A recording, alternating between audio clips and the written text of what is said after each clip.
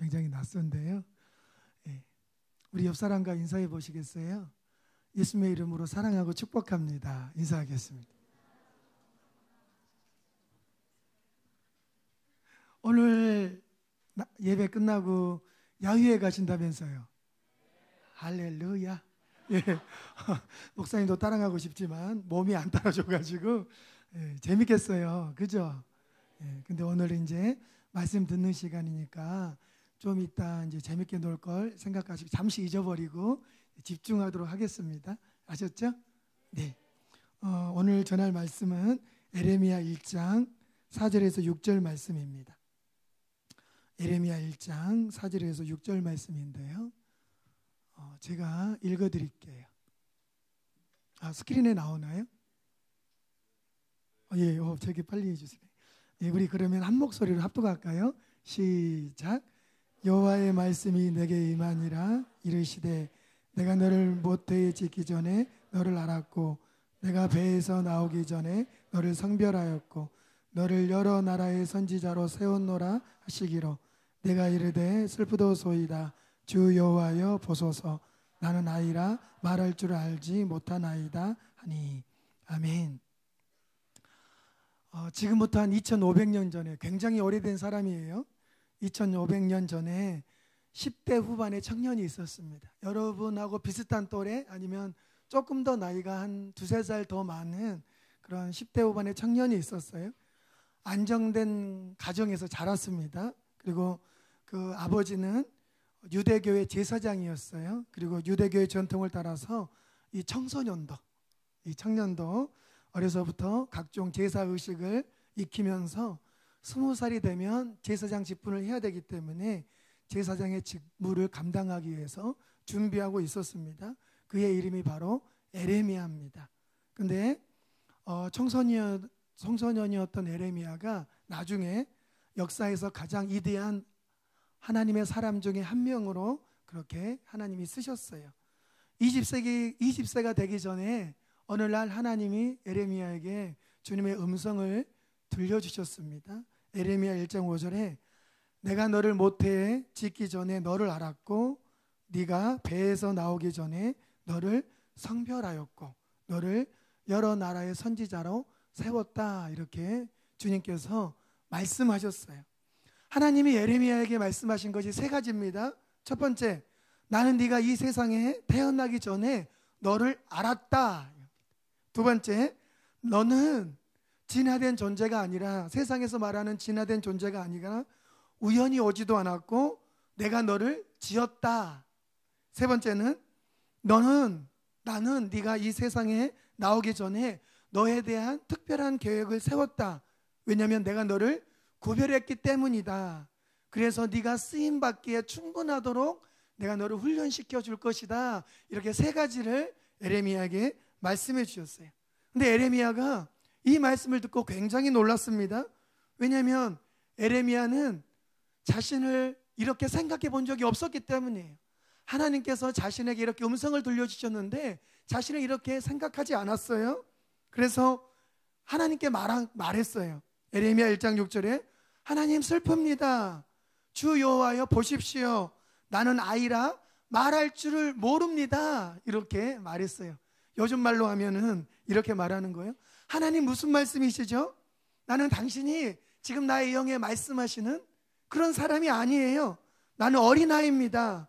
왜냐하면 다른 사람도 다 나를 그렇게 보기 때문입니다. 하나님의 말씀을 들으면서 나는 놀라기만 할 뿐입니다. 나는 그 말을 받아들이지 못하겠습니다. 이렇게 말하고 있는 거랑 똑같다는 거예요. 에레미야는 그동안 거울에 비친 자신의 모습에 익숙해져 있었습니다. 그리고 하나님이 방금 에레미야 1장 5절 말씀에 하신 그 음성을 에레미야가 받아들이지 못한 거예요. 에레미야에게 가지고 계셨던 하나님의 마음은 동일하게도 우리에게 똑같이 가지고 계십니다. 왜냐하면 에레미야 29장 11절에 보면 여호와의 말씀이니라 너희를 향한 나의 생각을, 하나님의 생각을 하나님이 아시나니 너희를 향한 나의 생각은 평안이요 재앙이 아니니라. 너희에게 미래와 희망을 주는 것이니라. 자, 이렇게 말씀하셨어요. 우리에게도 동일하게 말씀해주고 있다는 의미라는 것입니다. 그래서 우리 하나님은 우리가 하나님의 마음을 알기를 원하세요. 그래서 오늘은 나를 향한 하나님의 마음이라는 제목으로 하나님의 말씀을 전하도록 하겠습니다. 하나님, 우리 중고등부 아이들에게 무슨 말씀을 전해야 될까요? 이렇게 기도했는데 갑자기 이 말씀이 생각나게 하셨어요. 그래서 이 말씀을 전하도록 합니다. 첫 번째로, 하나님이 나를 아신다는 것입니다. 안다는 것은 어떤 의미죠?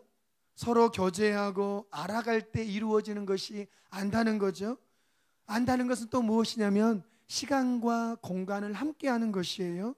그리고 내 마음속에 있는 그 마음과 생각을 드러내서 서로 말하고 그것을 들을 때 형성되는 인격적인 관계 안에서 안다고 표현하는 것입니다. 이런 의미에서 하나님은 저와 여러분을 안다고 말씀하시는 거예요. 그러면 하나님께서는 우리를 얼마만큼 아실까요? 우리 많이 들었잖아요, 성경 말씀에. 그리고 설교 많이 들었잖아요. 하나님이 나를 안다. 그러면 성경 말씀에서 어떻게 안다고 나왔까요? 시편 139편 1절에서 6절에 보면 여호와여, 주께서 나를 살펴보셨으므로 나를 아시나이다. 주께서 내가 앉고 일어섬을 아시고 멀리서도 나의 생각을 밝히 아시오며 나의 모든 길과 나의 눕는 것을 살펴보셨으므로 나의 모든 행위를 익히 아시오니 여호와여, 내 혀의 말을 알지 못하시는 것이 하나도 없으시니이다. 주께서 나의 앞뒤를 둘러싸시고 내게 안수하셨나이다. 이 지식이 내게 너무 기이하니 높아서 내가 능히 미치지 못하리이다. 다윗이 고백한 내용이에요. 다윗이 고백한 내용을 볼 때 우리의 앉고 일어선 것을 주님이 아신다고 말씀하셔요. 그리고 하나님은 멀리서도 우리의 생각을 아신다고 말하고 있습니다. 하나님은 우리의 길, 우리가 나아가야 될 길도 아시고 우리의 눕는 것도 아신다고 하셔요. 또 하나님은 우리의 모든 것, 우리의 모든 행위를 안다고 말씀하셔요. 하나님은 우리의 혀로 말하는 모든 것도 알고 듣고 계신다고 말씀하셔요. 결국 이 얘기는 무엇이에요? 하나님은 다 안다는 거예요. 나에 대해서 모든 것을 다 안다는 거예요. 그리고 하나님은 모세를 뭐라 그랬어요? 모세라, 모세야 이렇게 불렀어요. 사무엘을 뭐라고 불렀어요? 사무엘아 이렇게 불렀어요. 자, 그것은 무슨 말이에요? 이름 안에는 그 사람의 존재가 다 들어있잖아요. 그러면 모세야 이렇게 불렀을 때는 내가 너를 안다 이렇게 하는 거예요. 수년아 이렇게 불렀을 때는 내가 너를 안다 이렇게 부르시는 거예요. 그래서 내가 너를 이름으로도 안다고 말씀하고 계시는 거예요. 저는 여러분의 이름을 몰라요. 알고 있죠? 몇 명은 알고 있어요? 근데 대부분의 사람을 모릅니다. 근데 하나님은 누구라는 거 아셔요. 이름도 아셔요. 저의 이름이 수연이라는 것도 아시고 여러분의 이름이 누구라는 것도 아셔요. 이 말은 무엇이에요? 인격적으로 저와 여러분을 안다는 거예요. 시간과 공간을 함께하고 우리의 생각을, 우리의 마음을 아시기 때문에 안다고 말씀하시는 거예요. 아주 친밀한 친구처럼 우리를 아시는 거예요. 하나님은 우리의 부족함이나 연약함을 보시고 실망해서 우리를 포기하지 않으십니다. 더구나 부정적인 시각으로 우리를 판단하거나 정죄하지 않으세요. 하나님은 언제나 우리를 기다려주시고 실패할 때도 격려해 주시고 그 상황을 잘 극복할 수 있도록 도와주시는 분이 하나님이세요. 하나님은 우리에 대해서 항상 긍정적으로 말씀하시고 소망을 불어넣어 주시는 분이 하나님이세요. 왠지 아세요? 하나님은 저와 여러분을 잘 아시기 때문이에요. 제가 목사예요. 근데 목사인 제가 낙심할 때가 없을까요? 실망할 때가 없을까요? 넘어질 때가 없을까요? 엎어질 때가 없을까요? 있죠. 다 있어. 여러분과 똑같아요. 근데 하나님은 이런 저에게 막 왜 넘어졌냐고 막 그렇게 하지 않으셔요. 일어날 수 있도록 손 내밀어 주시고 격려해 주시고 다시 한번 희망을 주시는 분이 하나님이세요. 오늘날의 가장 심각한 병이 무엇인지 아세요? 암이 아닙니다. 암이 아니에요. 왕따죠, 왕따. 왜 왕따예요? 다른 사람이 나를 알아주지 않는다는 거예요. 다른 사람이 나를 몰라준다는 거예요. 왕따가 뭐예요? 이짐에 당하는 거죠. 왕따하고 이짐하고 똑같죠. 이렇게 그 모른 척 당하는 거잖아요. 친구들한테. 주위에 많은 사람들로 우리가 둘러싸여 있지만 나를 아는 사람이 없다는 생각이 나에게 있을 때 암보다 괴롭히는 것이 바로 그거예요. 친구들이 나를 모른 척 할 때 그것보다 괴로운 것 없잖아요. 여러분 다 아시잖아요. 나를 왕따시키고 나를 모른 척 할 때 그것보다 괴로운 거 없어요. 그런데 하나님은 내가 너를 안다고 말씀하십니다. 하나님은 내가 나를 아는 것보다 나를 더 잘 알고 계셔요. 나를 낳은 부모님보다, 여러분을 낳은 부모님보다 더 잘 알고 계셔요. 우리의 어떤 친구보다도 나를 더 잘 알고 계셔요. 마태복음 10장 30절에서 31절에 보면 너희에게는 머리털까지 다 세신 바 되었나니 두려워하지 말라 이렇게 말씀하고 계셔요. 우리 머리털 다 셀 수 없습니다. 아무도 머리털 내가 몇 개인지 셀 수 없어요. 하나님은 그 머리털까지 다 세신 바가 되신대요. 이 말은 무엇이냐면 하나님보다 내 자신을 더 잘 아는 사람은 이 세상에 아무도 없다는 것입니다. 그러면 왜 하나님은 우리를 그토록 잘 아실까요? 왜 나의 머리털까지 다 세신 바가 되고 왜 하나님은 나의 길도 아시고 나의 눕는 것도 아시고 내가 일어선 것도 아시고 도대체 왜 그럴까요? 나를 쫓아다니려고? 나를 못 살게 굴려고? 그거 아니잖아요. 하나님이 사랑이시기 때문에. 사랑하면 상대방을 알기를 원하죠. 여러분이 친구를 사랑하면 그 친구에 대해서 조금 더 알기를 원하잖아요. 이름뿐만 아니라 그 사람의 성격, 그 사람의 마음, 그 사람이 무엇을 품고 있는지 다 알기를 원하잖아요. 근데 하나님은 사랑이시기 때문에 우리를 그토록 아시는 거예요. 조금 알고 싶은 것이 아니라 모든 것을 알기를 원해요. 사랑하면. 상대방을 진심으로 알기를 원하는 것은 사랑하기 때문입니다. 그런데 우리를 아시는 하나님은 사랑의 하나님이세요. 하나님은 단지 우리에게 사랑을 주시는 분이 아니에요. 사랑 여기 있다 이렇게 주시는 분이 아니에요. 하나님은 성경에 사랑 그 자체라고 말하세요. 하나님은 그 사랑 그 자체세요. 목사님 저에게 애따 사랑 이렇게 주시는 분이 아니라 사랑 그 자체이시기 때문에 그분이 오시면 사랑이 임하시는 거예요. 그러므로 하나님의 모든 동기, 모든 태도, 모든 행동, 모든 말씀, 모든 음성 하나님의 모든 사랑에서 나오는 것이에요. 남녀가 데이트할 때 여러분 데이트 하시죠? 제가 중고등부에 잘 익숙하지 않아서 잘 모르겠어요. 저는 장년들하고 놀아가지고 네, 중고등부하고 잘 모르겠어요. 사람이 아니죠. 남자친구, 여자친구 사귀죠. 적응이 안 돼요? 주여 저에게 기름 부어주시고 주님 네. 좌우지간 사귄다고 합시다. 자 데이트를 해요. 근데 남자가 여자를 더 사랑할 경우에 어때요? 남자는 여자가 하자는 대로 끌려다녀요. 이거 해달라 그러면 이거 하고 저거 해달라 그러면 저거 돼요. 진짜로 그래요? 저도 그랬어요. 아내도 그렇고. 사랑하는 남자는 여자가 하자는 대로 다 해줍니다. 왜냐하면 사랑하면 상대방에게 한없이 약해집니다. 너무나 약해져요. 사랑하면 상대방에게. 또 상대적으로 남자를 덜 사랑하는 여자는 자기 멋대로 하기 쉽습니다. 막 자기가 원하는 대로 이렇게 해요. 근데 반대로 여자가 남자를 더 사랑하면 여자 역시 바보가 돼서 남자가 원하는 대로 해줍니다. 왜냐하면 사랑하면 종이 되기 때문이에요. 사랑하면 종이 되기 때문이에요. 그것도 마지못해서 하는 것이 아니라 기쁨과 즐거움으로 그렇게 해줘요. 내가 사랑하기 때문에, 상대방이 원하기 때문에, 종이 되었기 때문에. 열왕기상 3장 16절에서 28절에 보면 한 아기가 있어요. 그리고 두 여자가 서로 자기 아기라고 우깁니다. 여러분 성경 말씀 아시죠?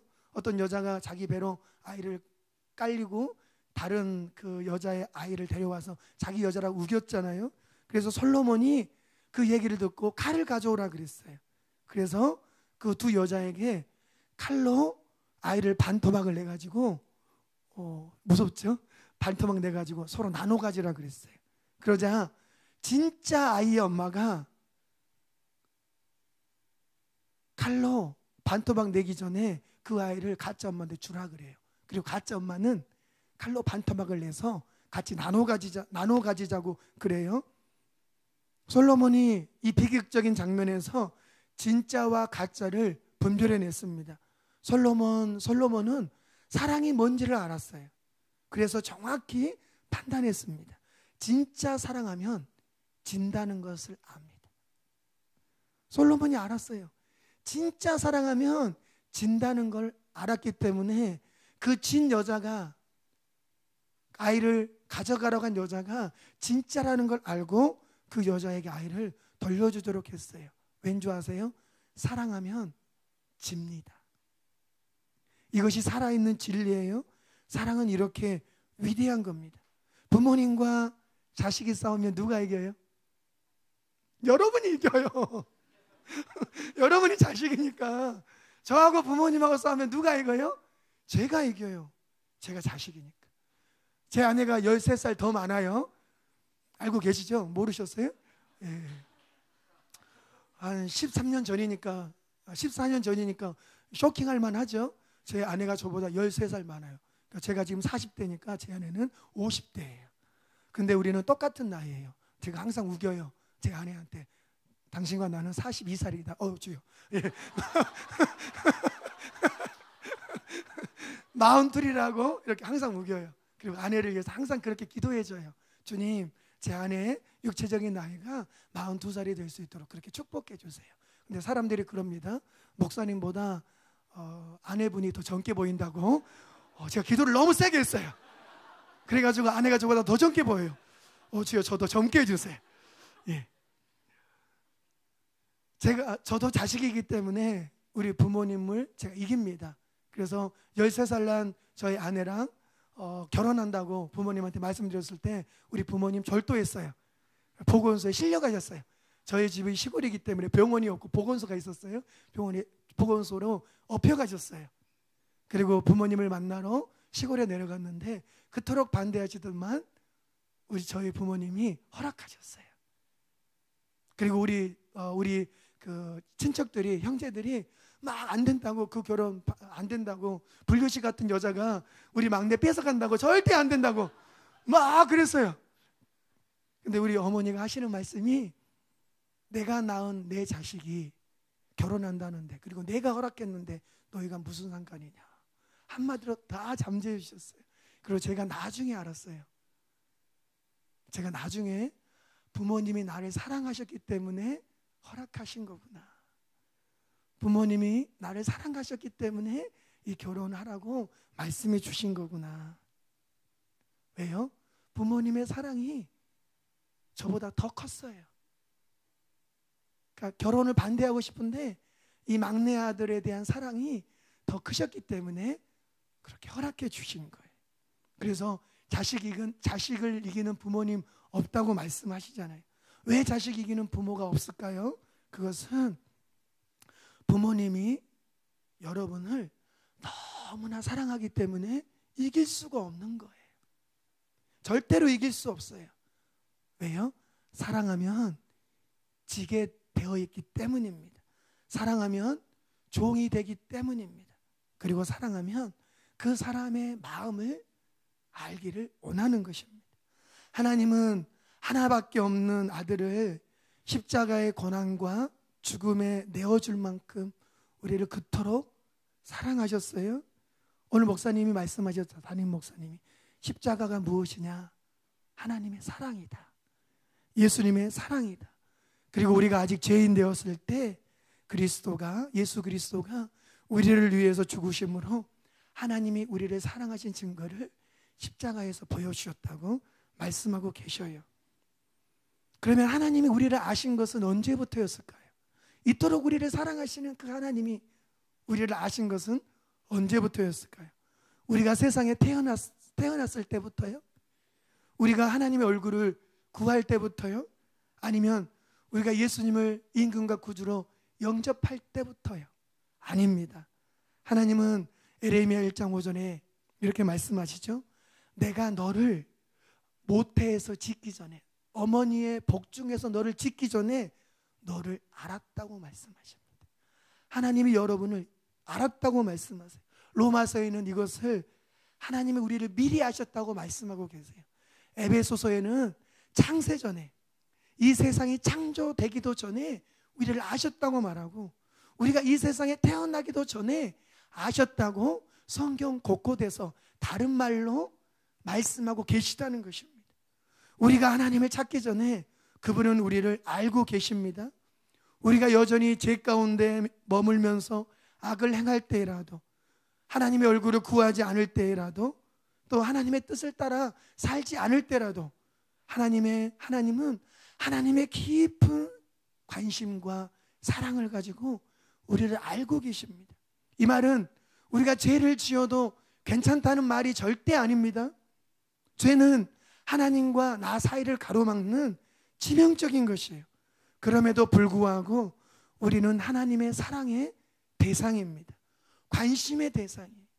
그래서 우리를 하나님께로 돌아오라고, 지존자의 은밀한 곳으로 들어오라고 우리를 계속 초청하고 계셔요.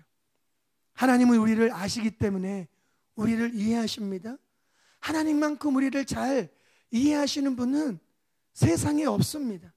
왜냐하면 하나님만큼 우리를 잘 아시는 분이 없기 때문이에요. 우리 때때로 하나님 앞에서 어리석은 말을 할 때가 있습니다. 어리석은 행동을 할 때가 있습니다. 어리석은 태도를 지을 때가 있습니다. 신령하다고 보여지는 목사인 저조차도 하나님 앞에 어리석은 태도를 지을 때도 있고, 어리석은 말을 할 때도 있고, 어리석은 행동을 할 때도 있습니다. 그런데 하나님은 내가 왜 그렇게 하시는지를 알고 계세요. 다른 사람은 몰라요. 내가 왜 그렇게 행동할 수밖에 없었고, 내가 왜 그렇게 말할 수밖에 없었고, 내가 왜 그렇게 얼굴을 찡그릴 수밖에 없었고, 내가 마음이 아플 수밖에 없었고, 마음이 힘들 수밖에 없었는지 다른 사람은 몰라도 하나님은 너무나 잘 아십니다. 그래서 하나님은 저와 여러분에게 나는 너를 도무지 이해하지 못하겠다 이렇게 말하지 않습니다. 나는 너에게 실망했다 이렇게 말하지 않습니다. 나는 네가 진짜로 그럴 줄 몰랐다 이렇게 말하지 않아요. 절대로 이렇게 말하지 않습니다.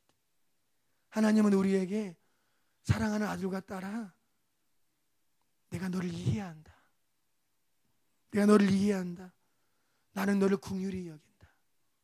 나는 너를 괜찮다고 말해주고 싶다. 내 안에서 편히 쉬어라. 이렇게 말씀하셔요.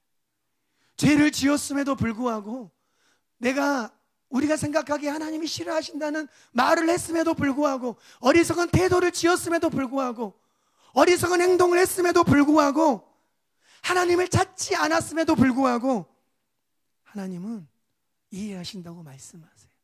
그리고 하나님 앞에, 하나님께 돌아오는 하나님의 자녀들을 말없이 껴안아주세요. 사랑으로 껴안아주세요. 우리는 우리를 충분히 이해하시는 그 하나님께 나아가야 돼요.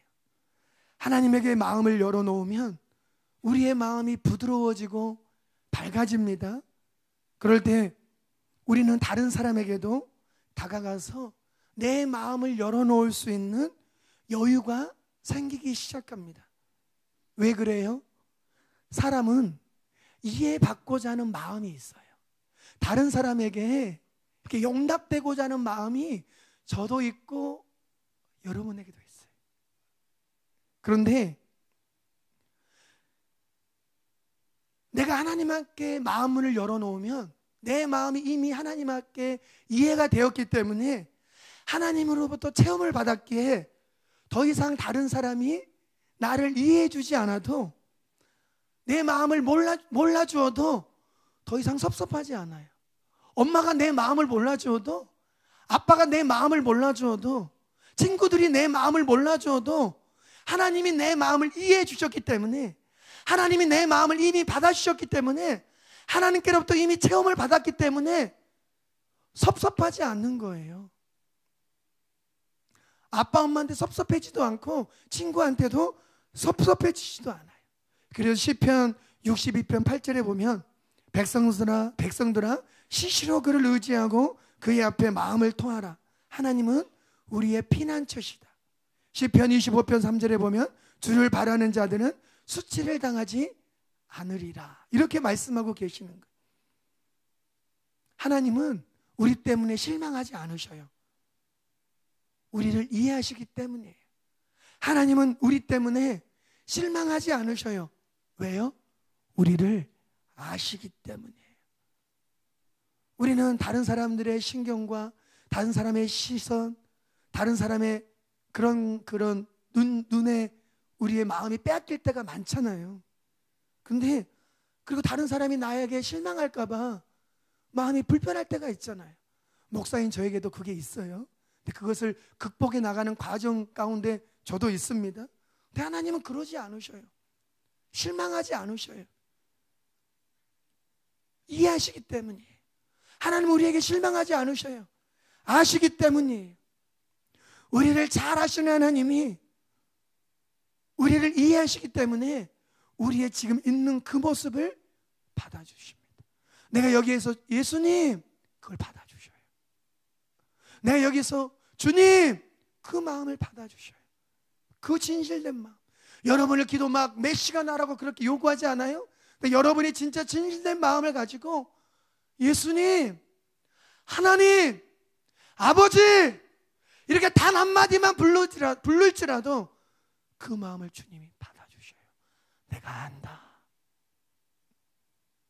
내가 안다. 내가 너를 보았다. 내가 너를 이해했다. 그렇게 말씀해 주셔요. 엘리야 시대 때 아방이 이스라엘 왕 가운데 악한 왕이었어요. 자우지가 나쁜 짓은 다 했어요. 여러분 다 아시죠? 그래서 다 말씀드리지 않을게요. 그 자기 권력을 사용해서 못 사는 사람도 막 괴롭혔어요.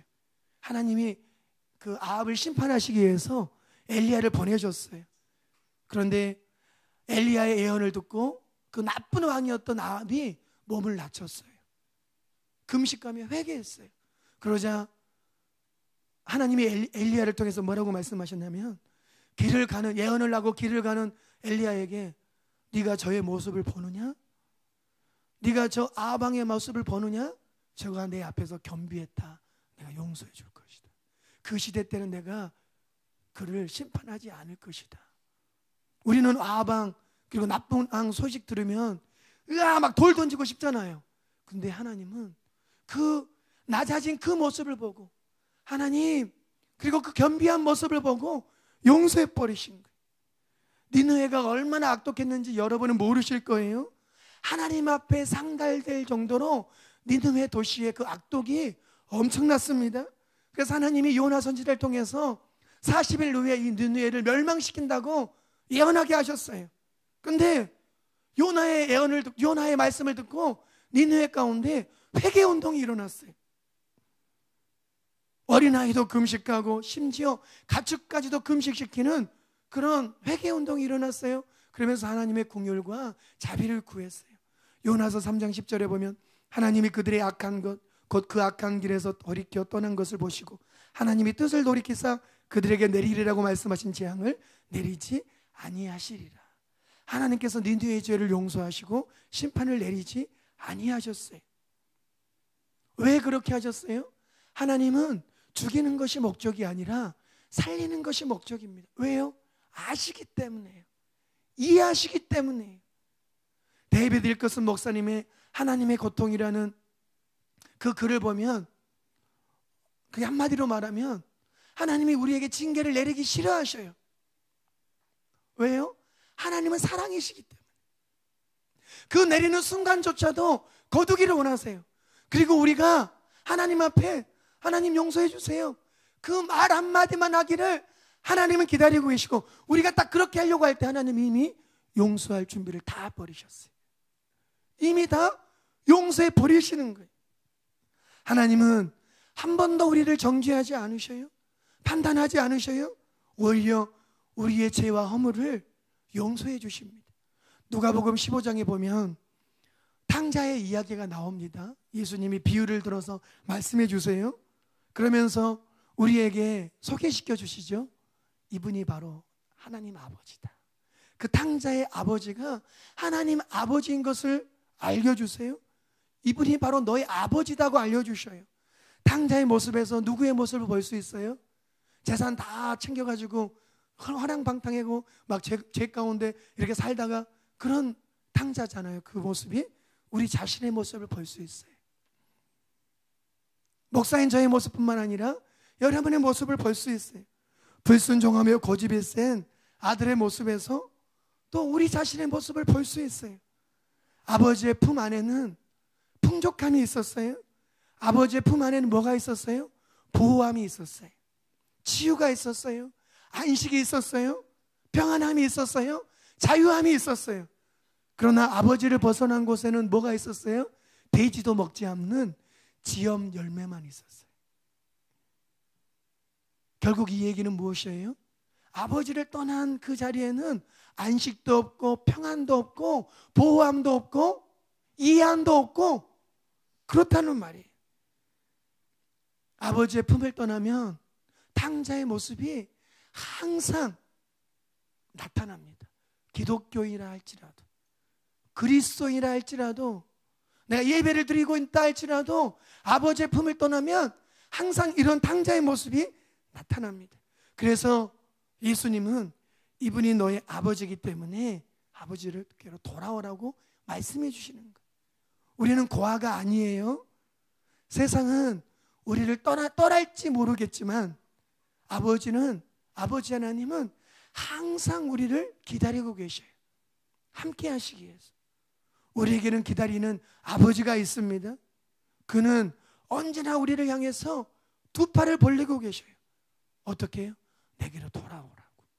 너의 허물을 용서하고 너의 죄를 기억하지도 않는다고. 목사인 저에게 말씀하고 계셔요.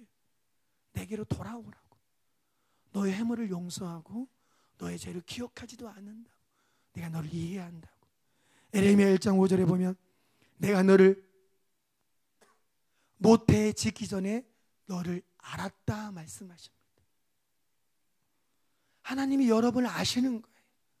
이 세상에 태어나기도 전에 아시는 거예요. 우리의 아픔과 고통, 근심과 눈물 다 알고 계시는 거예요. 모든 것을 알고 계시는 그분이 주님 앞에 나으라고 우리에게 말씀하고 계시는 거예요. 두 번째로 내가 너를 지었다는 것입니다. 만들었다는 것입니다. 우리는 우연히 진화된 것이 아니라 창조되었습니다. 근데 많은 사람들이 본인이 진화됐다고 생각하는 사람이 꽤 있더라고요. 치유사역을 해보면 그런 사람을 제가 심심치 않게 발견하는 것이 있어요. 창조됐다는 걸 잘 안 믿더라고요. 여러분 하나님이 만드셨어요. 이 만드셨다는 것이 얼마나 중요하냐면 우리가 하나님의 형상으로 지어졌다는 의미이기 때문이에요. 그런데 사람들은 학력, 재력, 얼마나 배웠고 얼마나 가졌고 또 신분이 얼마나 높고 낮고 외모가 있고 없고 그걸 가지고 평가하죠.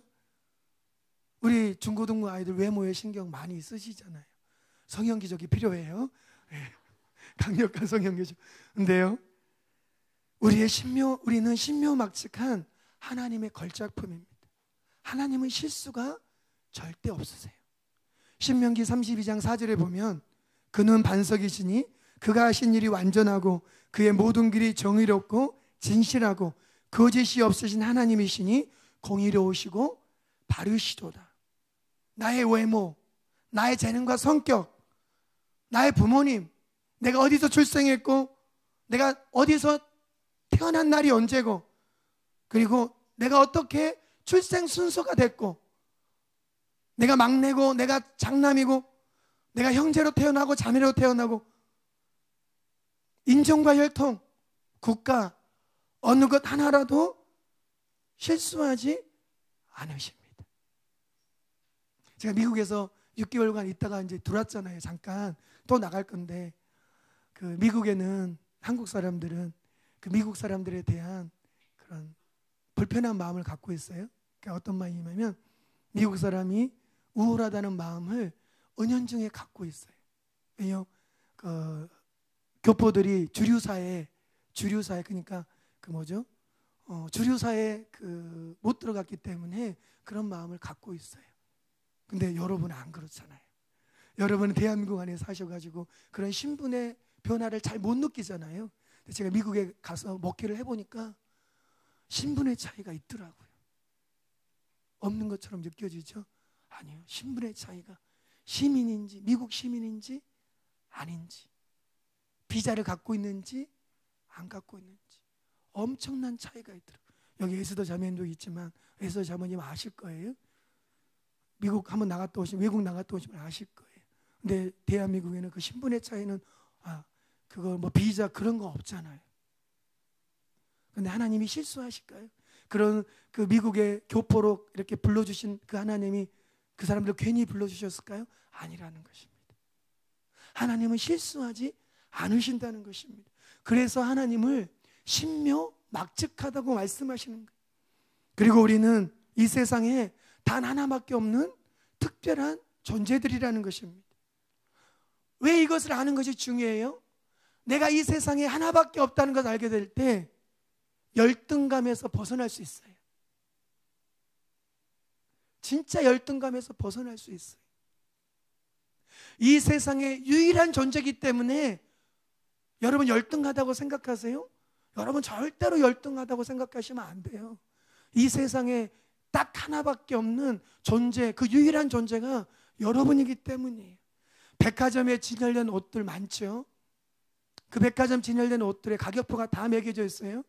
그러면 여러분이 백화점에 쇼 윈도우에 여러분 자신이 마네킹처럼 예를 들어서 이렇게 딱 이렇게 포즈를 취하고 이렇게 서 있다. 그러면 그 가격표가 어떻게 붙어 있을까요? 1,000만 원? 100만 원? 1억? 아니요. 가격을 매길 수 없다 이렇게 나와요. 왜요? 유일하기 때문입니다. 여러분이 이 세상에 유일한 존재이기 때문에 가격을 매길 수 없어요. 외모로 가격을 매길 수 없어요. 신분으로 가격을 매길 수 없어요. 내가 무엇을 가지고 무엇을 안 가지고, 내가 부자이고 내가 가난하고 그것으로 가격을 매길 수 없어요. 왜요? 여러분은 이 땅의 유일한 존재이기 때문입니다. 여러분 미운 오리 새끼라는 동화 잘 알고 계시죠? 근데 많은 그리스도인들이 미운 오리 새끼라는 동화에서 자기 자신의 모습을 봅니다. 하나님은 우리를 보시고 아름답다, 이쁘다, 네가 세상에 나의 걸작품 유일한 존재다 이렇게 말하고 계신데, 우리는 우리에게 들려왔던 미운 오리 새끼라는 그 말을 계속 듣고 있어요. 너는 못생겼어, 너는 바보야, 너는 멍텅구리야, 사람들이 너를 싫어할 거야, 나는 사람들에게 별로 호감을 끌지 못해, 나는 별로 가치가 없어, 나는 실패자야, 나는 똑똑하지도 못해, 학교에서 꼴등이야, 학교에서 중간이야. 근데요, 이렇게 우리가 생각하는데 하나님은 우리에게 이렇게 말씀하셔요. 누가 너에게 이러한 말을 하더냐? 도대체 누가 너에게 이런 말을 하더냐? 나는 한 번도 너에게 이런 말을 한 적이 없다. 내가 너에게 단 해주고 싶은 말이 있는데 너는 존귀하다. 너는 나의 걸작품이다. 너는 나에게 너무 특별하다. 이렇게 말씀하고 계시는 거예요. 이렇게 말씀하고 계시는 거예요. 여러분, 미운 오리 새끼라는 그 단어에서 빠져나오셔야 돼요. 그 동화를 읽을 때 그냥 우시셨죠? 아니에요. 근데 많은 사람들이 이 거짓말에 속고 있어요. 여러분 존귀합니다. 하나님이 지으셨어요. 여러분 걸작품이에요. 그러면 하나님께서 나를 지으셨다는 것을 아는 것이 왜 그렇게 중요해요? 인생이 달라지기 때문이에요. 삶이 바뀌기 때문입니다. 어떤 물건이든지 만든 목적이 있습니다. 물건이 만들어질 때는 어떤 용도가 있어서 만들어주는 것이에요. 근데 하나님이 나를 지으셨다는 것을, 나를 만드셨다는 것을 알게 되면, 나를 향한 목적이 있다는 걸 알게 되면 내 마음대로 살지 않게 됩니다. 제가 여러분의 그 성숙도를 잘 알지 못해요. 여러분과 오랜 시간을 같이 하지 못했기 때문에. 어떤 사람은 굉장히 조숙한 사람이 있고, 어떤 사람은 굉장히 이렇게 성숙한, 똑같죠. 똑같은 말이에요. 굉장히 그런 사람이 있을 거예요. 근데 늦었다고 생각하는 사람이 있을 수 있어요. 아니요, 늦지 않았어요. 하나님이 나를 만드셨다는 걸 알게 되면 인생을 내 마음대로 살지 않게 됩니다. 내 뜻대로 인생을 사는 것을 멈추게 됩니다. 사람들이 인생을 살면서 결정할 때 무엇을 봅니까? 세상의 흐름, 정보, 그리고 세상의 유행, 그리고 나의 경험과 판단에 의해서 결정하게 됩니다. 그러나 내가 하나님의 목적에 의해서 지음을 받고 나를 향해서 계획을 가지고 계신다는 것을 내가 알 때 나 달라집니다. 제가 목사로 부름을 받았다는 거 알 때 저의 인생이 터닝 포인트가 있었습니다. 저는 장로로 살기를 원했어요. 돈 많이 벌어서 목사님들도 재정적으로 후원하고 그러기를 원했어요. 그래서 증권을 열심히 공부했어요.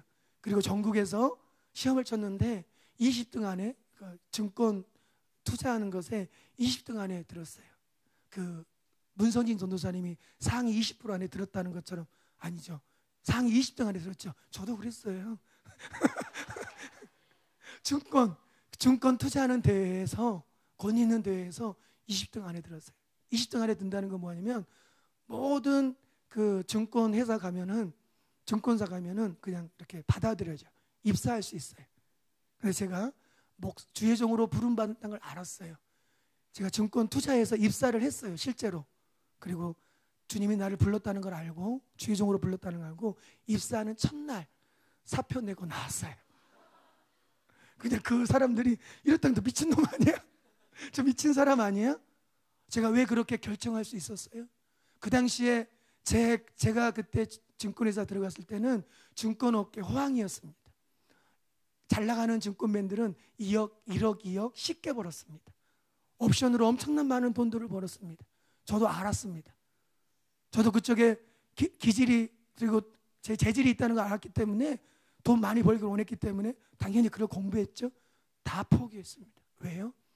하나님이 나를 향한 그 부르심, 뜻, 목적을 알았기 때문에 내 인생의 터닝 포인트가 됐습니다. 그리고 그 길을 가면서 깍두기 먹고 눈물 흘린 적이 있었습니다. 고추장 먹고 눈물 흘린 적이 있었습니다. 집에서 주회종 됐다고, 신학교 간다고 쫓겨났을 때 그 기도처를 딱 들어갔는데 그 친구가 저를 맞이해 주는데 반찬이 고추장, 간장, 깍두기였어요. 그래서 밥을 먹고 있는데 눈물이 확 쏟아지더라고요. 서글프더라고요. 이러지 않아도 되는데 마음이 좀 아팠어요. 근데 깍두기 먹으면서, 제가 고추장 먹으면서, 주님, 제가 이 길을 계속 가겠습니다. 제가 달라진 이유가 뭐였습니까? 나를 지으신 목적을 알았기 때문이에요. 하나님이 나를 지으셨다는 것을 알았기 때문에 내가 그렇게 바뀐 거예요. 하나님이 우리의 근원이고 우리의 목적지입니다. 우리의 삶은 하나님 안에서만, 예수님 안에서만 찾을 수가 있습니다. 시편 139편 13절에 보면 주께서 내 장부를 지으시며 나의 모태에서 나를 조직하셨나이다, 이렇게 말씀하고 계세요.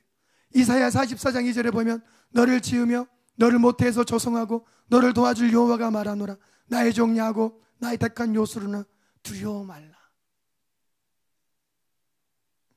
여러분, 앞날에 대해서 고민하시죠? 고민 안 하셔요? 열심히 놀고 그러셔요? 앞날에 대해서 고민하시죠? 물론 고민이 필요합니다. 그런데 아는 것은, 우리가 알아야 될 것은 무엇이에요? 하나님이 나를 지으셨다는 것, 하나님이 나를 만드셨다는 것. 그러면 나를 만드신 목적이 있었다는 것. 왜 청소년 집회를 합니까? 왜 1차, 2차 청소년 집회를 했어요? 그 집회를 통해서 여러분이 하나님을 만나고, 그 하나님을 만나고 여러분을 향한 하나님의 그 부르심을 알도록, 여러분의 지금 이 나이에 하나님이 여러분에게 주신 그 목적을 미리 발견해서 그것을 준비토록 하기 위해서 그런 집회들을 금배경 교회가 준비하고 있는 것입니다.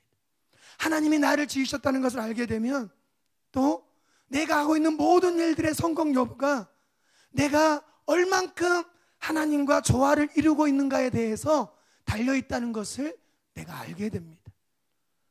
내가 그것을 알게 되면 우리가 무엇을 결정할 때 무엇이 주님의 뜻인가? 여러분 예수님 아시죠? 여러분 예수님 만나셨죠? 못 만나셨어요? 만나셔야 돼요. 진짜로 만나셔야 돼요. 그리고 내가 무엇을 결정할 때 어떻게 결정해요? 그 전에는 돈 되는 걸 결정해요. 그 전에는 세상의 흐름을 결정해요. 내가 올라갈 수 있는 길을 선택해요. 근데 하나님을 알게 되면, 하나님을 만나게 되면, 하나님이 나를 지으셨다는 걸 알게 되면 이것이 주님의 뜻인가? 그걸로 바뀝니다. 이렇게 하는 것이 주님의 뜻인가? 내가 이렇게 하는 것이 주님의 뜻인가? 바뀌게 됩니다. 열심히 공부하는 것 주님의 뜻이죠. 내가 학업을 하고 있는 동안 열심히 공부하는 것 주님의 뜻이에요. 이것이 주님의 뜻인가? 그것이 결정의 근거가 되는 거예요.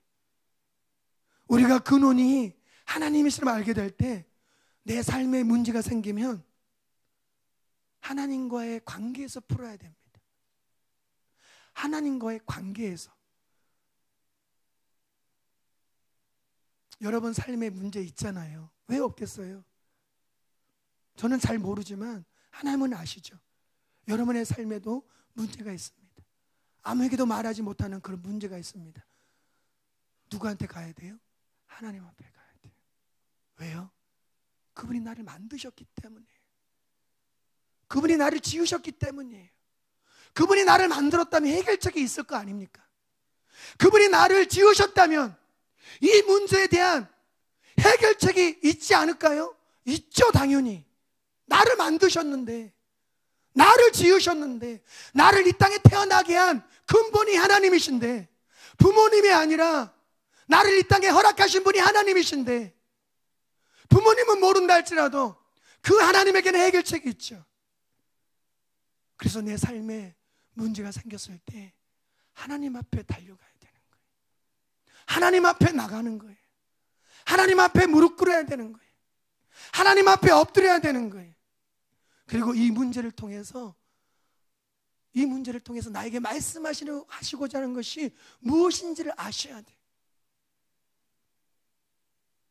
누가복음 15장에 탕자의 비유에서 그 탕자가 자신의 문제를 알았잖아요.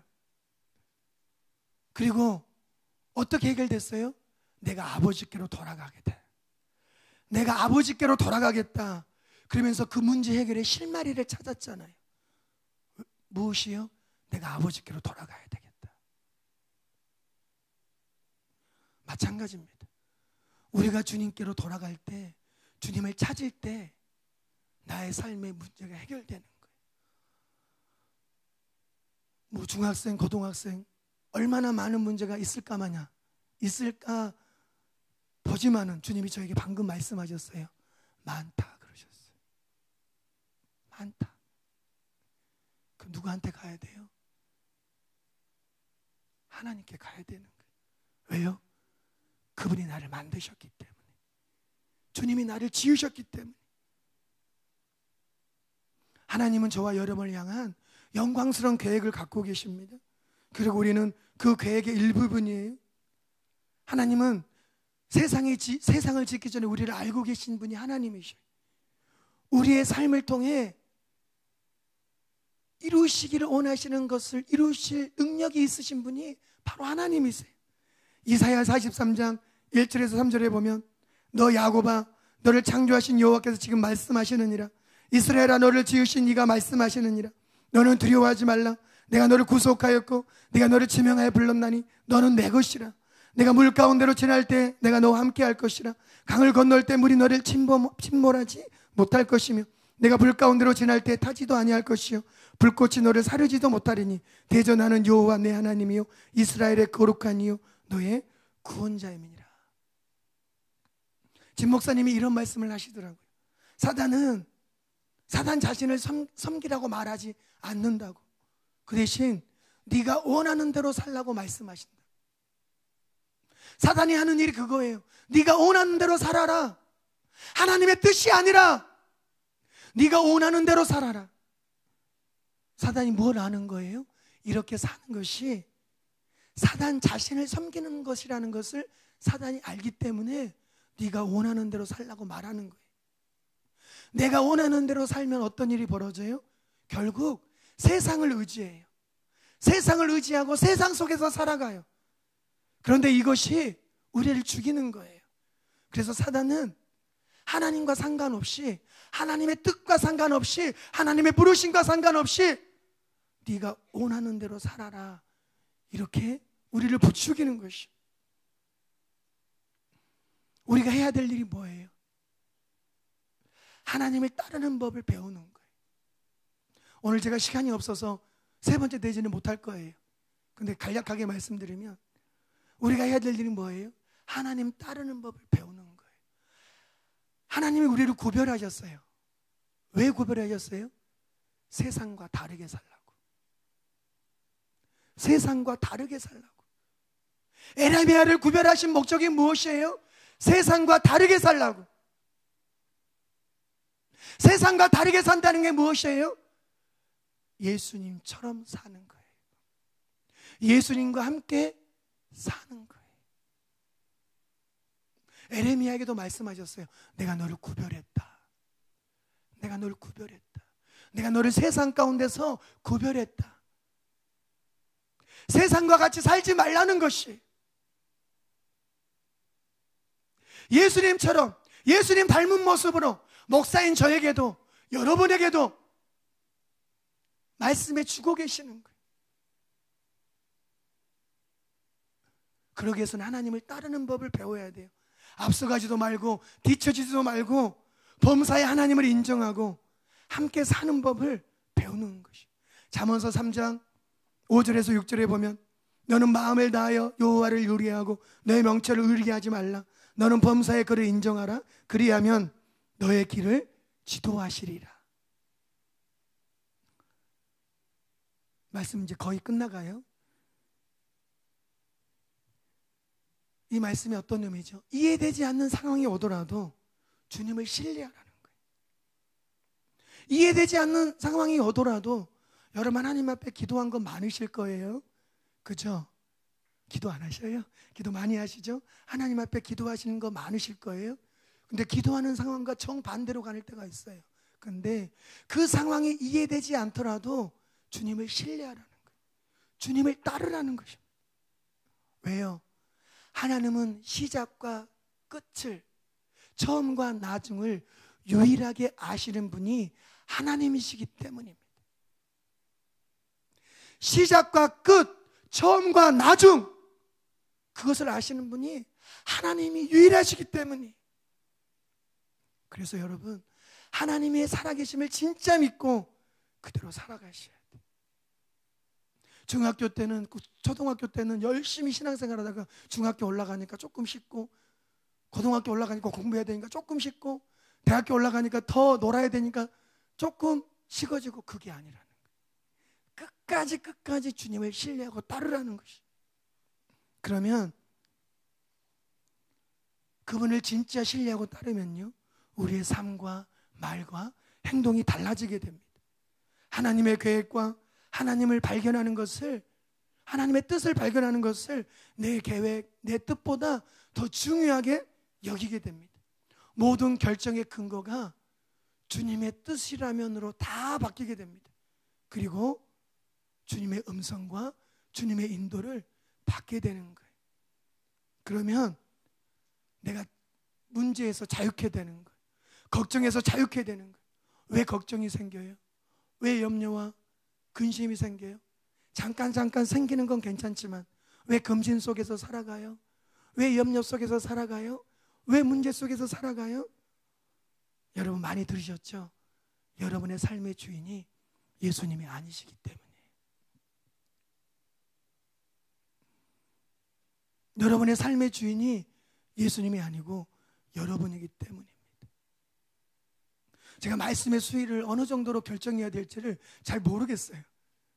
어느 정도로 더 이끌어갈지 잘 모르겠는데 최선을 다해서 하겠습니다. 내 삶의 주인이 나이기 때문에. 저도 그랬어요. 저는 여러분 나이 때 예수님 몰랐어요. 저는 군대 갔다 와서 알았어요. 28살에 알았어요. 그리고 제가 주님께 그렇게 고백했어요.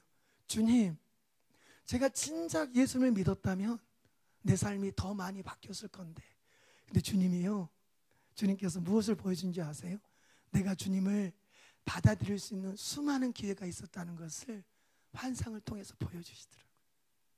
28살, 그때가 적당한 때가 아니었고요, 그때가 가장 적당한 때가 아니었고, 나에게 수많은 시간들이 있었더라고요. 주님의 손을 잡을 수 있는 시간이 있었더라고요. 그리고 저는 제 삶을 그렇게 제 삶의 주인이 저인 양 그렇게 살다가 주님을 만났어요. 주님을 만나서 제 삶을 올려드렸어요. 모든 결정의 근거가 주님의 뜻이라면 이것은 뭐예요? 당신이 나를 만드셨습니다. 하나님이 나를 지으셨습니다. 하나님이 나를 만드셨기 때문에 내가 주님 뜻대로 행합니다. 그러면 삶의 목적이 바뀌기 시작합니다. 매사에 하나님을 인식하며 살아가게 됩니다. 한번 저를 따라해 보시겠어요? 저는 하나님의 계획을 믿어요. 하나님을 신뢰해요. 믿으십니까? 이분이 바로 하나님이세요.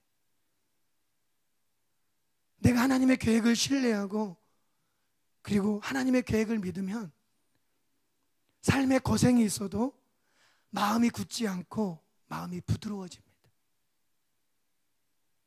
부드러워지게 됩니다. 따라서 우리가 해야 될 일은 무엇이냐면 우리를 지으신 하나님을 기다리는 거예요. 항상 내 삶에 하나님을 기다리는 겁니다. 이사야 30장 18절에 보면 그러나 여호와께서 기다리시나니 이는 너희에게 은혜를 베풀려 하시며 일어나시리니 이는 너희를 긍휼히 여기려 하심이라. 대저 여호와는 정의의 하나님이시라. 그를 기다리는 자마다 복이 있도다. 기다린다는 말이 두 번 나옵니다. 한 번은 하나님이 우리를 기다리시는 것이고 한 번은 우리가 하나님을 기다리는 것입니다. 그런데 무엇보다 중요한 사실은 하나님이 이미 우리를 기다리고 계신다는 사실입니다.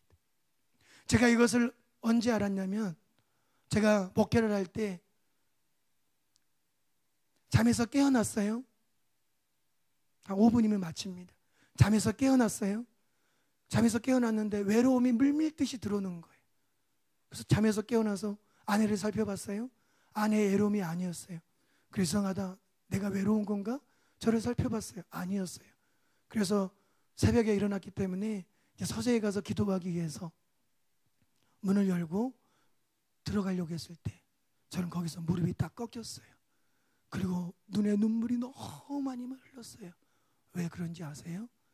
그 외로움이 하나님의 외로움인 걸 알았기 때문입니다. 저를 그 서재에서 저를 기다리고 계시는 그 하나님을 저를 그 서재에서 저를 기다리고 계시더라고요. 하나님의 모습을 보았느냐? 못 봤어요. 근데 너무나 명백한 하나님의 임재가 그 자리에 계셨습니다. 그리고 그 하나님은 제가 잠을 자고 있을 때부터 기다리고 계셨다는 걸 알았습니다. 그리고 제가 잠에서 깨어났을 때 눈을 딱 떴을 때 외로움이 물밀듯 저에게 흘러 들어왔어요. 그리고 그때는 몰랐지만 서재의 문을 딱 열고 들어갔을 때 그것이 하나님의 외로움인 걸 제가 알게 됐습니다. 그리고 제가 눈물을 흘리면서 무릎을 꿇으면서 주님, 제가 주님을 외롭게 해드리지 않겠습니다. 그리고 어찌하든지 주님을 외롭게 해드리지 않고 기다리시는 그 하나님 앞에 나가려고 애를 쓰고 있습니다. 그런데 한국에서만 발견한 것뿐만 아니라 제가 미국에서도 동일하게 그 기다리시는 하나님을 만났습니다.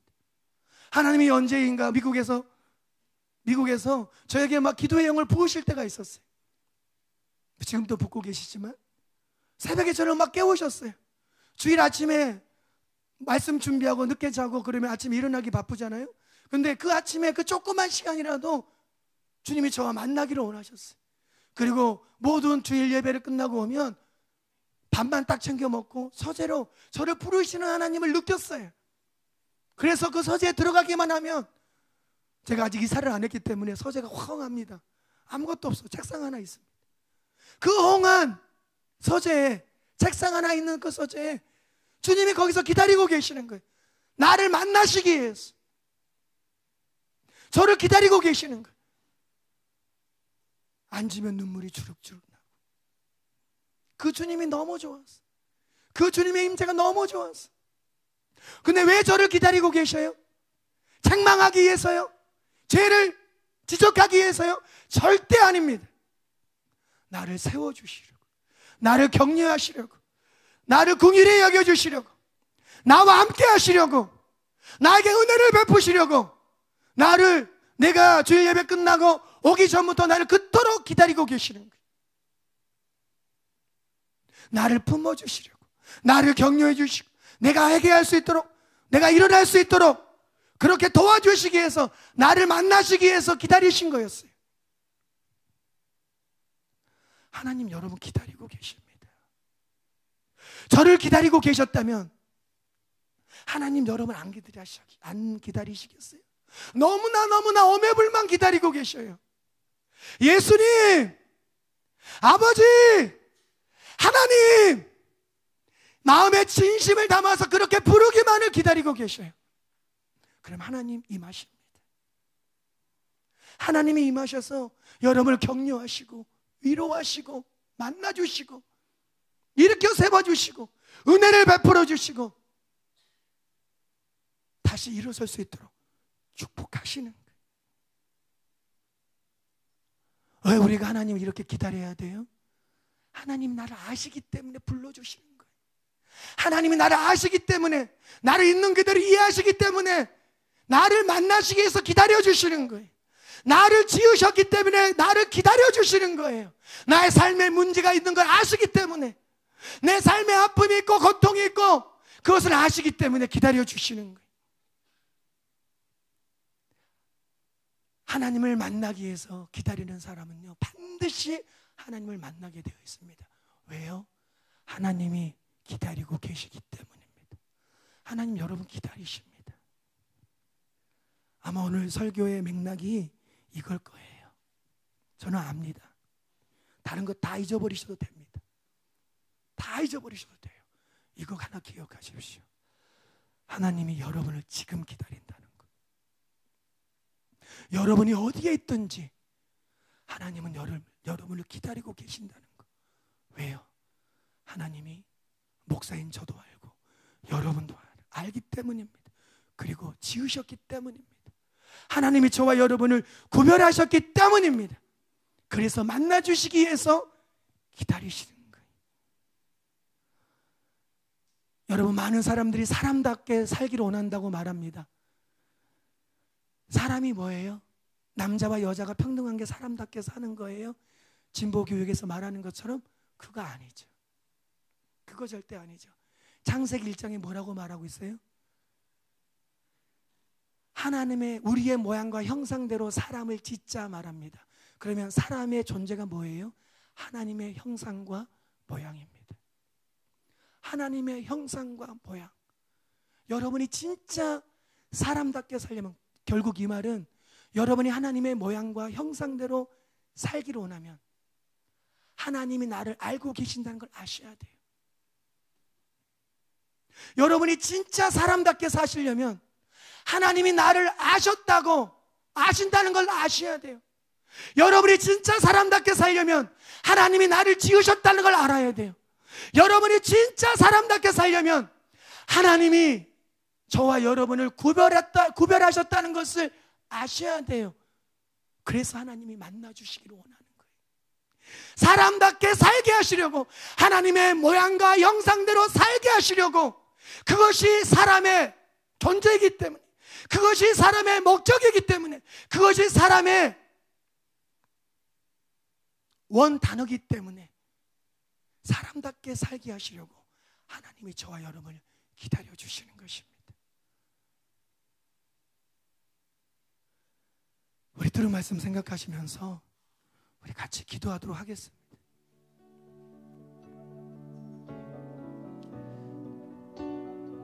주님이 여러분 기다리셔요. 주님이 여러분 기다리십니다. 목사인 저를 만나주셨던 것처럼 여러분을 만나주시기 위해서 여러분을 기다리십니다. 왠지 아세요? 하나님 여러분 아세요. 아버지는 몰라요. 어머니는 몰라요. 친구들도 몰라요. 그러나 하나님은 나를 아셔요.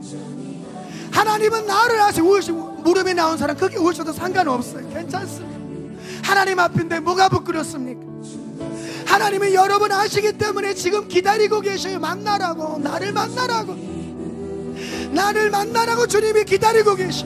하나님이 여러분을 지으셨기 때문에 주님을 만나라고 기다리고 계셔. 하나님이 여러분을 구별했기 때문에 여러분을 주님이 만나주기 위해서 기다리고 계셔. 여러분 주님 찾으세요. 여러분 주님 찾으세요. 주님이 만나주십니다. 여러분 주님 찾으세요. 주님이 만나주십니다.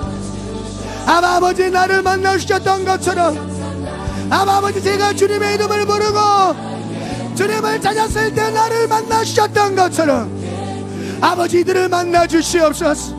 아버지들을 만나주시옵소서. 아버지들을 만나주시옵소서. 여러분은 미운 오리 새끼가 아닙니다. 여러분은 미운 오리 새끼가 아닙니다. 나는 못나서 나는 성적도 꼴찌야 하이야 그것이 실제라 할지라도 여러분은 미운 오리 새끼가 아닙니다. 여러분은 하나님의 걸작품입니다.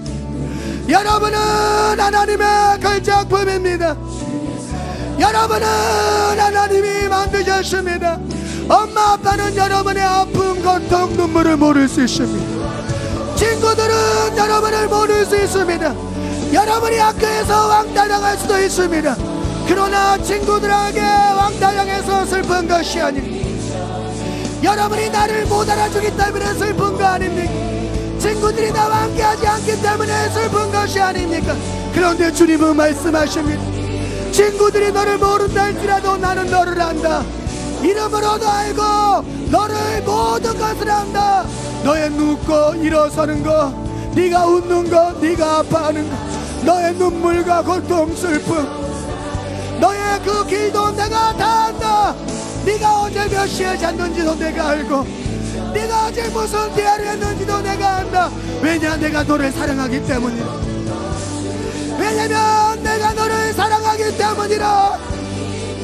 왜냐면 내가 너를 사랑하기 때문이라. 정은주 동생 한수해 주시기 바랍니다. 왜냐면 내가 너를 사랑하기 때문이라. 왜냐면 내가 너를 너무나 뜨겁게 사랑하기 때문이라. 주님 나를 아셨군요. 주님 나를 아셨군요. 주님 나를 아셨군요. 주님 나를 아셨군요. 주님 나를 모른다고 생각했습니다. 주님 나를 모른다고 생각했습니다. 그러나 주님이 나를 아신다면 그것으로 됐습니다. 나를 아시는 주님, 내가 주님 앞에 나아갑니다. 나를 아시는 주님, 내가 주님 앞에 나아갑니다. 나를 아시는 주님, 내가 주님 앞에 나아갑니다. 지금 주님을 찾는 자들에게 주님이 기다리고 계시는 것을 나타내 주시옵소서. 내 사랑하는 아들과 딸들아, 내 사랑하는 아들과 딸들아, 내 사랑하는 아들과 딸들아, 너는 나의 걸작품이고 너는 이 세상에 내가 사랑하는 유일한 존재라. 주님이 여러분을 사랑하십니다. 주님이 여러분을 사랑하십니다. 주님이 여러분을 사랑하십니다. 그리고 그 주님이 여러분을 기다리고 계십니다. 여러분을 만나주시기 위해서, 여러분을 만나주시기 위해서 그 주님이 여러분을 기다리고 계십니다. 목사인 저를 만나주셨던 것처럼 목사님 저를 깊이 만나셨던 것처럼 여러분 한 사람 한 사람을 만나주시기 위해서 주님은 기다리고 계십니다. 그 주님 앞에 나가세요. 그 주님 앞에 나가세요. 그 주님 앞에 나가세요. 그 주님을 찾으세요. 주님 나를 지으셨음을 감사를 드립니다. 주님 나를 만드셨음을 감사를 드립니다. 주님 나에게 문제가 있습니다. 저는 설마 나이도 어린 여러분에게 무슨 문제가 많을까 그렇게 생각했지만 주님께서 말씀하셨습니다. 내 사랑하는 아들아, 내 자녀들에게 있다, 많다. 내 자녀들에게 문제가, 자신이 생각하고 있는 문제가 많다. 아바 아버지 저는 모릅니다. 아바 아버지 저는 모릅니다. 만져주시옵소서. 위로해 주시옵소서. 주님 위로해 주시고 만나 주시옵소서. 한 사람 한 사람을 껴안아 주시옵소서. 한 사람 한 사람을 붙잡아 주시옵소서. 한 사람 한 사람을 만나 주시고 껴안아 주시옵소서. 주님이 여러분을 만나주고 계십니다. 주님이 여러분을 만나주고 계십니다. 아바 아버지, 아바 아버지, 목사인 저의 삶에 터닝 포인트가 있었던 것처럼 우리 중고등부 아이들에게 터닝 포인트가 있게 하여 주시옵소서. 내가 너를 사랑한다. 내가 너를 알고 내가 너를 지었다. 너의 삶에 목적이 있다. 내 아들아, 내 아들아, 내 딸아. 주님 말씀하시고 만나 주시옵소서. 그 사랑이신 아버지 하나님 말씀하여 주시옵소서. 그 사랑이신 아버지 하나님 이들을 만나 주시옵소서. 세상은 여러분을 손가락질하더라도 여러분 당당하십시오. 여러분은 하나님의 유일한 존재입니다. 여러분은 하나님의 유일한 존재입니다. 아바 아버지, 아바 아버지, 아바 아버지, 아바 아버지, 우리 중고등부 아이들을 축복하여 주시옵소서. 기름 부어 주시옵소서. 오 주님 기름 부어 주시옵소서. 아바 아버지들이 얼마나 주님으로부터 큰 사랑을 받고 있는지 알게 하여 주시옵소서. 주님이 여러분을 사랑하시기 때문에 부모님을 주신 것입니다. 주님이 여러분을 사랑하시기 때문에 선생님을 주시고, 부모 주님이 여러분을 사랑하기 때문에 옆에 성도들을 주시고 친구들을 주시는 것입니다. 아바 아버지, 아바 아버지, 그 주님의 사랑을 깨닫게 하여 주시옵소서. 그 주님의 사랑을 깨닫게 하여 주시옵소서. 아버지, 아버지, 내가 주님께로 나아갑니다. 주님, 내가 주님께로 나아갑니다. 주님이 여러분을 만나주시고 계십니다. 주님이 여러분을 만나주고 계십니다. 아바 아버지, 아바 아버지, 아바 아버지, 아바 아버지, 아바 아버지, 아바 아버지, 아바 아버지, 나의 삶에 문제가 있습니다. 지금 아버지 앞에 나아갑니다. 지금 아버지 앞에 나아갑니다. 지금 아버지 앞에 나아갑니다. 라켄다라바 사라바 켄다라바 샤라바 카라바시. 주님 하나님이 우리 중고등부 아이들을 얼마나 사랑하는지 우리 중고등부 아이들이 알면 너무나 좋겠습니다. 우리 중고등부를 향한 주님의 사랑이 얼마나 큰지. 내가 너를 사랑한다. 내가 너를 사랑한다. 내가 너를 사랑한다. 주님이 말씀하고 계십니다. 저는 예전에 주님이 나를 사랑한다고 말씀하셨을 때 그것이 별것 아니라고 생각했습니다. 그러나 시간이 지나면 지날수록 주님이 나를 사랑한다는 그 메시지가 어떤 주님의 음성보다 가장 큰 거라는 것을 알았습니다. 어떤 주님의 음성보다 가장 큰 것, 내가 너를 사랑한다. 내가 너를 지었고 내가 너를 만들었단다. 내가 너를 지었고 내가 너를 만들었단다. 내가 너를 기다리고 있노라. 내가 너를 기다리고 있노라. 내가 너를 기다리고 있노라. 너를 만나기 위해서 내가 너를 기다리고 있노라.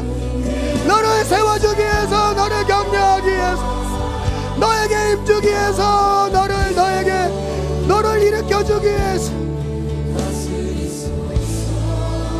너에게 소망과 희망을 주기 위해서. 하나님의 뜻은 여러분에게 재앙을 내리는 것이 아닙니다. 하나님의 뜻은 여러분에게 소망을 주시고 희망을 주시고 여러분을 일으켜 세워주시는 것입니다. 왜요? 하나님이 여러분을 아시기 때문입니다. 여러분을 진짜 아시는 분이 하나님이시기 때문입니다. 여러분을 만드신 분이 하나님이시기 때문입니다. 여러분을 세상과 구별되도록 이끌어 주셨기 때문입니다. 아버지, 아버지, 아버지, 우리 중고등부 아이들이 이 나이 때 얼마나 내가 주님께 사랑받는 아이인지 알게 하여 주소서. 이 나이 때 주님의 사랑이 얼마나 물밀듯이 우리 중고등부 아이들에게 있는지 알게 하여 주시옵소서. 아버지, 아버지, 아버지, 아버지.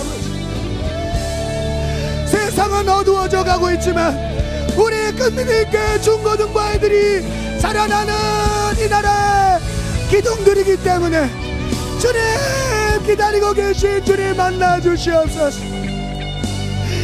우리 아이들을 기다리고 계시는 주님 세워주기 위해서, 격려하기 위해서, 품어주기 위해서, 희망을 주기 위해서, 소망을 주기 위해서 기다리고 계시는 주님,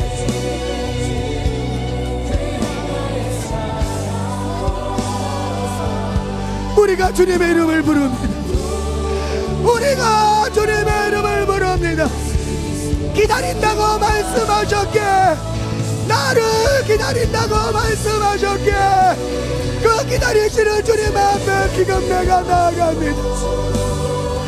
그 기다리시는 주님 앞에 내가 지금 나아갑니다. 주님이 여러분 만지고 계십니다. 기다리고 계신 주님이 여러분을 만지고 계십니다. 주님 더 만져주소서. 주님 더 만져주소서. 주님 우리 아이들을 더 만져주소서.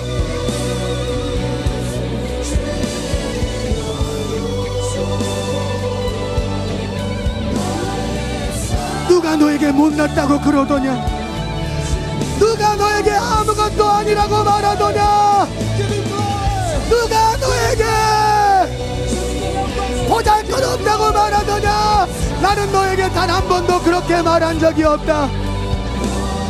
내 사랑하는 아들과 딸들아, 나는 한 번도 너에게 그렇게 말한 적이 없느니라. 너는 내 사랑하는 아들이요, 내 사랑하는 딸인데 내가 너에게 왜 그렇게 말하겠느냐? 너는 나에게 유일한 존재니, 너는 나에게 특별한 존재니라. 너는 나의 위대한 걸작품이니라. 내가 너를 사랑한다. 내가 너를 사랑한다. 내가 너를 사랑한다. 아버지, 아버지, 한 사람 한 사람 더 만져주소서. 한 사람 한 사람 더 만져주소서. 마음에 울분, 고난, 아버지 아픈 슬픈 눈물이 있다면 닦아주시옵소서. 만져주시고 씻어주시옵소서. 상처들이 있다면 씻어주시고 회복시켜 주시옵소서. 아버지 회복시켜 주시옵소서. 그 주님의 놀라운 사랑으로 씻어주시고 이 시간에 회복시켜 주시옵소서. 주님의 더 깊은 곳으로 여러분을 끌어주실 것입니다. 주님의 더 깊은 곳으로 여러분을 끌어주실 것입니다. 주님의 더 더 깊은 것으로 여러분을 이끌어 주실 것입니다.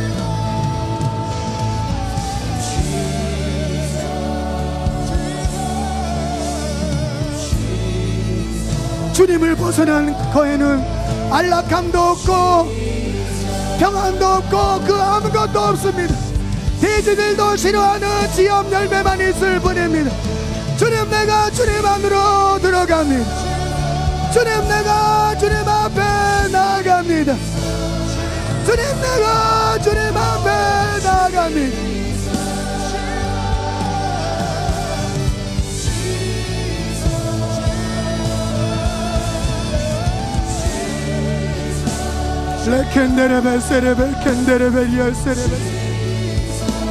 한 가지만 기억하십시오. 주님이 여러분을 기다린다는 거. 한 가지만 기억하십시오. 우리 주님이 여러분을 기다리고 계신다는 거. 우리 주님이 여러분을 기다리고 계십니다. 우리 주님이 여러분을 기다리고 계십니다. 만나주시기 위해서, 함께 하시기 위해서, 희망을 주시기 위해서, 여러분을 붙들어 주시기 위해서.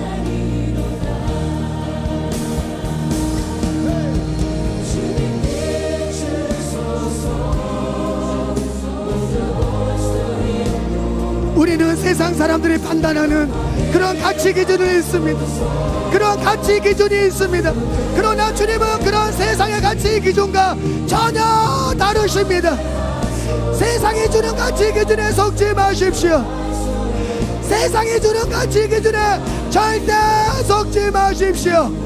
하나님이 말씀하시는 것만 받아들이십시오.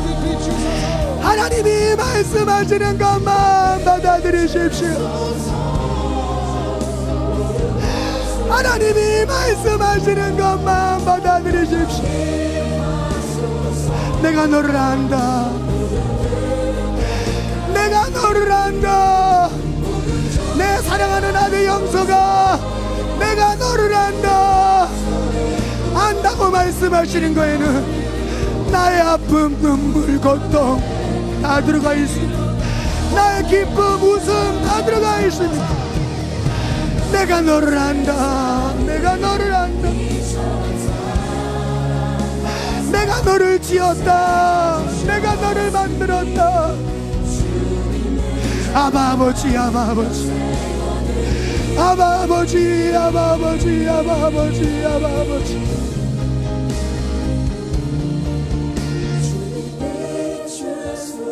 레켄데레베 세레베리아 센데레베리아 레켄데레베 세레베케레베 스켄데레베리아 레켄데레베 세레베리아 세레베리아 세레베. 오늘 설교가 이해 안 돼도 상관없습니다. 오늘 설교가 이해 안 돼도 상관없습니다. 여러분을 주님이 기다리고 계시다는 걸 알고 여러분 예수님의 이름을 부르십시오. 진실된 마음으로 부를 때 주님이 여러분에게 임하시고 만나주시고, 그분을 찾을 때 그분이 만나주시고, 왜요? 그분이 기다리고 계시기 때문에, 그분이 여러분의 은혜 베푸시기 위해서, 축복하시기 위해서 기다리고 계시기 때문입니다.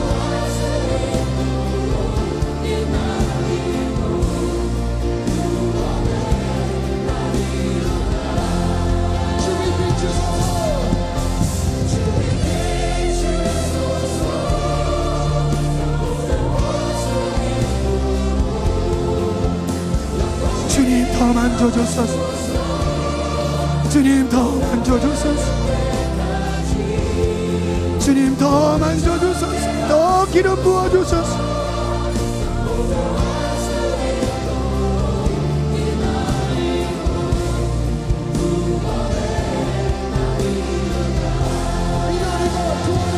여러분은 금믿은 교회 미래입니다. 여러분은 금믿은 교회 미래입니다. 여러분이 이 어린 나이에 주님을 만났을 때 세상이 변화됩니다. 교회가 변화됩니다. 목회자로 나가는 것이 아니라, 목회자로 부르는 것이 아니라, 주님을 만나서 이 땅을 변화시킬 수 있는 주님의 사람들로 일어나라는 것입니다. 사람답게 살 수 있는 그 은혜를 붓고 계십니다.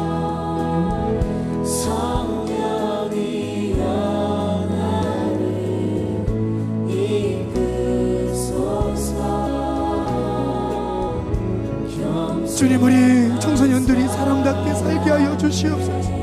하나님의 모양과 형상대로 아버지 살게 하여 주시옵소서. 그것이 사람답게 사는 것입니다. 그것은 이 땅의 기준이 아닙니다. 아버지, 그러기 위해서 주님이 만나주시기를 원하시는 것입니다. 기다리고 계시는 것입니다. 사람답게 살 수 있도록, 하나님의 모양과 형상대로 살 수 있도록 하시기 위해서 주님이 그렇게 만나주시기를 원하시는 것입니다. 기다리기를 원하시는 것입니다. 주님, 역사하여 주시옵소서. 주님, 기름 부어 주시옵소서. 아바 아버지, 아바 아버지, 아바 아버지, 아바 아버지, 아바 아버지, 아바 아버지, 아바 아버지.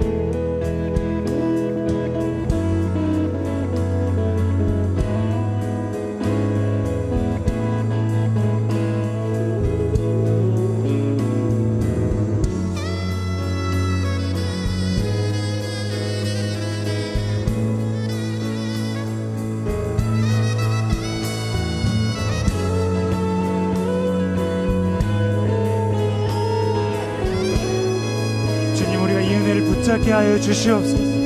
우리가 이것을 붙잡게 하여 주시옵소서. 아버지의 마음이 내 영을 채우고 주님의 사랑이 나를 부르고 있다는 것을 알았을 때 주님, 이것을 붙잡게 하여 주시옵소서. 내 안에 주를 향한 갈망의 마음을 이 시간 더 부으소서. 더 부으소서. 주님을 붙잡습니다. 주님의 은혜를 갈망합니다. 주님께로 이 시간 더 나아갑니다. 여러분, 우리가 마지막으로 주님을 붙잡겠습니다. 주님의 은혜를 사모하며 나아가겠습니다. 여러분, 이 시간을 놓치지 마세요. 주님의 마음을 알았습니다. 아버지의 그 사랑을, 내가 눈을 감았던 보지 못했던 주님의 그 마음을 이제 우리가 알게 되었습니다. 주님, 나의 하나님, 나의 아버지, 나의 전부 되신 예수님, 이 시간 나의 모든 것을 주님께 드리길 원합니다. 이 시간 나의 모든 것을 주님께로 나아가길 원합니다. 성령님 도우소서. 성령님 도우소서.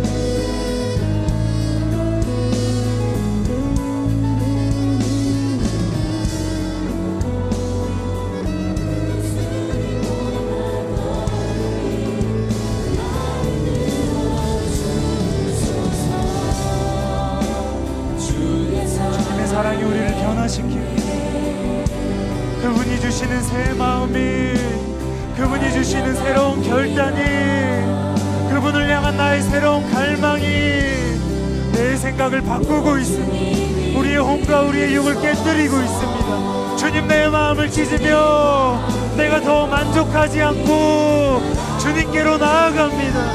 주님께로만 나아갑니다.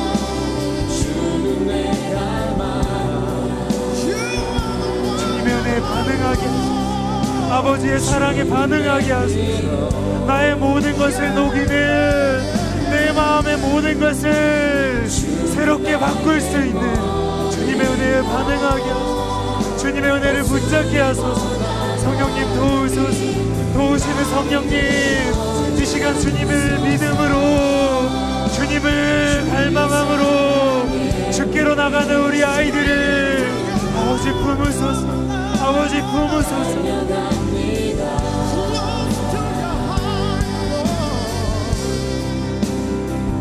주님이 그소서. 주님과 함께 우리 날아오르게 하소서. 우리 날아오르게 하소서. 주님과 함께 날아오르게 하소서.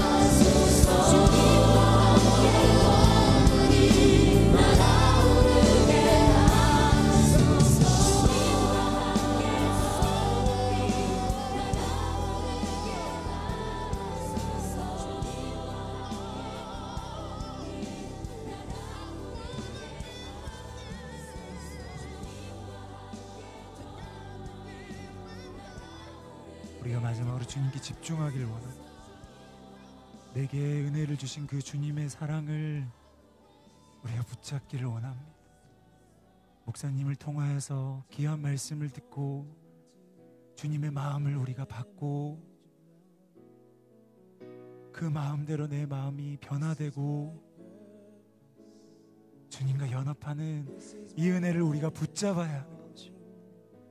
여러분 마음 가운데 어떤 변화가 있었나요? 여러분 마음 가운데 주님이 어떤 은혜를 주셨나요? 여러분 그것을 붙잡으세요.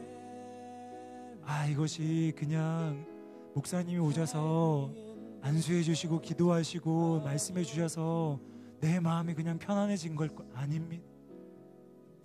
목사님이 아니라 주님께서 여러분을 사랑하시기 때문에 주님께서 여러분에게 임하신 것. 내 생각이 바뀝니다. 내 마음 가운데 내가 가지고 있지 않던 마음이 솟아오릅니다. 새로운 기쁨이 임하고 내 마음이 평안해지고 주님을 알고 싶어지고 그 주님을 생각할 때 내가 더 주님 닮고 싶고 잘 안 되는데 너무 주님 닮고 싶고 주님과 동행하고 싶고 여러분 그 마음을 기억하시고 이 마음을 내가 굳게 붙잡는 것. 여기서 시작되는 것이 이것에서 변화가 시작되는 것이 여기에서 주님의 은혜가 역사하는 것이. 여러분 주님께 감사드리세요. 목사님이 오신 것도 여러분이 목사님을 통해서 말씀을 듣는 것도 주님의 음성을 듣는 것도 주님이 여러분의 마음에 변화를 주시고 위로하시고 은혜를 주신 이 모든 것들로 인해서 주님께 감사드리시고 감사가 돌파의 통로가 될 것입니다. 여러분이 지금 마음으로 드리는 감사가 여러분 삶의 돌파의 통로가 될 것입니다. 10명의 문둥병자가 치유를 받았지만 주님께 감사하며 돌아왔던 그 한 명이 성경에 기록된 거죠. 하나님의 마음에 그 심장에 예수님께 기억되는 그 한 사람이 되기 위하여서 은혜에 감사하며 나아가서 은혜를 믿음으로 붙잡으며 나아가서 이제 시작입니다. 여러분에게 새로운 시작이 또 찾아왔습니다. 주님 감사드리고 그리고 이것을 붙잡습니다. 내가 다시 삶으로 돌아갔을 때 학교로 돌아갔을 때 주님이 주신 이 은혜를 이루며 이 은혜를 잊어버리는 것이 아니라 날마다 이루며 나아갈 것입니다. 주님께서 여러분 도우실 것입니다. 주님께서 여러분을 얼마나 사랑하시는지 여러분이 실제로 알게 될 것입니다. 주님 감사드립니다. 주님을 찬양합니다. 주님을 찬양합니다. 은혜를 받지 않고 주님을 찬양할 수 없습니다. 은혜를 받지 않고 주님께 진짜 감사를 드릴 수 없습니다. 그래서 여러분에게 어떤 은혜가 부어졌는지 그렇게 집중하라고 말씀드립니다. 내 마음에 어떤 변화가 생겼는지 내 생각에 어떤 변화가 생겼는지 주님이 나를 어떻게 만나 주셨는지 그것을 알아야 감사할 수 있어요. 그것을 알아야 우리가 믿을 수 있어요. 그것을 알아야 돌파할 수 있어요. 여러분이 다 주님의 음성을 들었어요. 주님의 사랑을 경험했어요. 이제 그것을 붙잡으세요. 굳게 서 있으세요. 주님께서 여러분에게 새 일을 행하실 것입니다. 하나님의 사랑이, 하나님의 사람들의 사랑이, 하나님의 관심이, 하나님의 사람들의 관심이 여러분에게 계속 향하고 있다는 것입니다. 그것은 여러분이 다른 누구가 아니라 여러분이 하나님에게 가장 특별한 존재예요. 여러분을 하나님께서 가장 사랑하신 그 일을 행하시는 것이 우리는 지켜볼 것입니다. 그리고 우리는 새로운 일을 계속 믿음으로 경험하며 나아갈 것입니다. 주님 더욱더 우리를 도우시고 주님의 은혜로 함께하여 주시옵소서. 우리가 주님을 더 붙잡고 주님을 알면서 나아가길 원합니다. 이후 순서에도 야외 활동에도 주님이 함께하시고 주님의 사랑 안에서 교제하게 하여 주시옵소서. 주님이 베푸신 은혜에 감사드리며 예수님의 이름으로 기도드렸습니다. 아멘.